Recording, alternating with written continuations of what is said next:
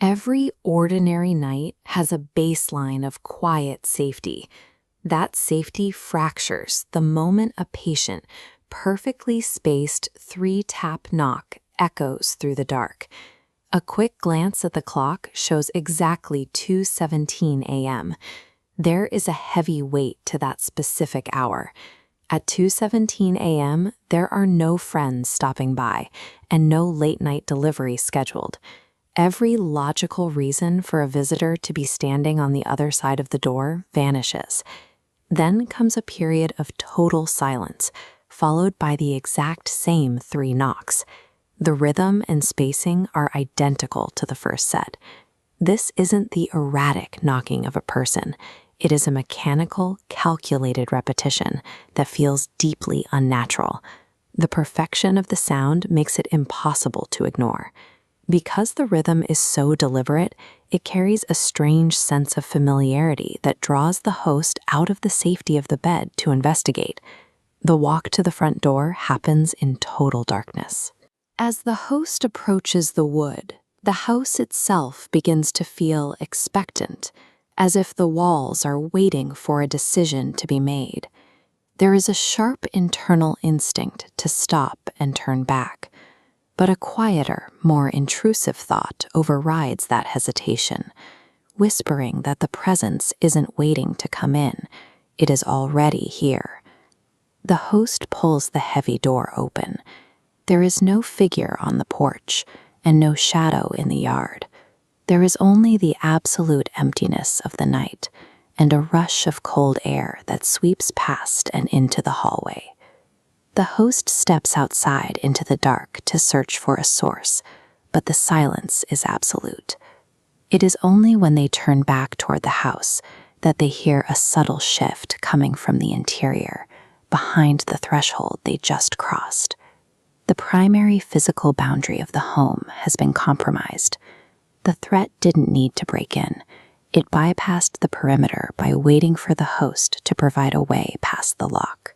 Retreating inside and locking the door does nothing to ease the tension.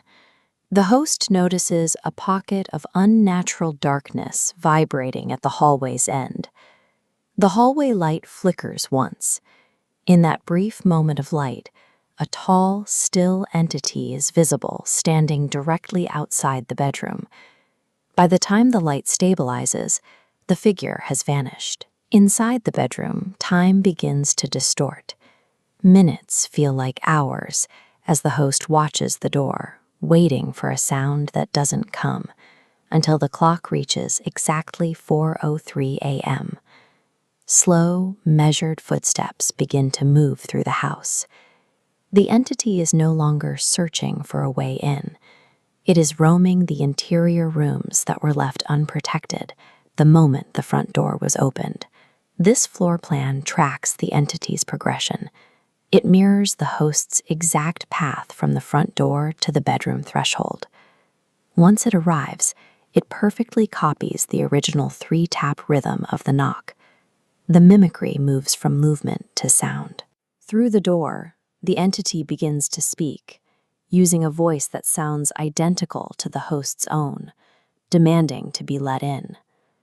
The entity's claim is based on the single invitation granted at 2:17 a.m. Because that first door was opened, every interior lock in the house has been rendered logically void. The entity is methodically adopting the host's traits. By mirroring their voice and their actions, it is preparing to occupy the host's place within the house. When morning finally arrives, the house looks deceptively normal. The host eventually exits the bedroom, finding the hallway quiet and the sun shining through the windows as if the night never happened. That peace ends in the kitchen. A figure stands at the sink, perfectly matching the host's clothing and posture. It begins a slow, rigid turn. The entity wears the host's face, but the movement is wrong. A wide smile stretches across its mouth, long before its eyes move to acknowledge the host's presence. The entity explains that meaning doesn't matter.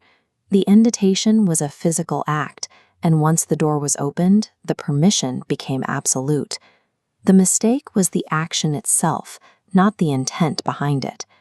The room begins to feel smaller. As the entity steps forward, it claims that the house cannot sustain two versions of the same person, and that only one is allowed to remain. The kitchen light flickers. In a jarring shift of perspective, the host is no longer in the kitchen. They are standing outside in the dark, wet grass, looking up at the warm light of their own window.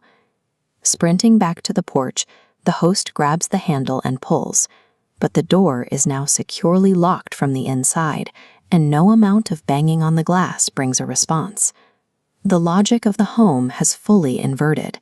The interior is now a fortified sanctuary for the entity, while the host has been cast out into the unknown of the outside world. From the darkness of the yard, the host watches through the window as the entity takes their place on the couch, perfectly and seamlessly living that everyday life.